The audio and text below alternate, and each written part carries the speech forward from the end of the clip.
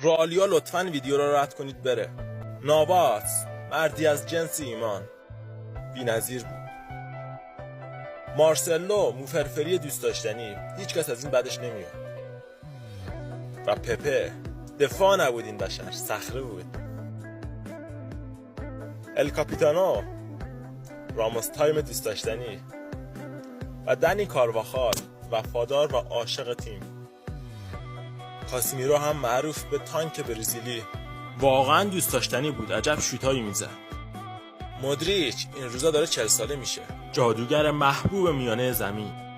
تونی کروس مهندس آلمانی، لایت یادت نره رفیق. گرت بیل هم شاهزاده ولزی، هیچ وقت به حقش نرسید. به به کریم بنزما حاجی خودمون. کریس رونالدو رو شما بگید. دلتون برای اون روزا تنگ نشده؟ یادش بخیر.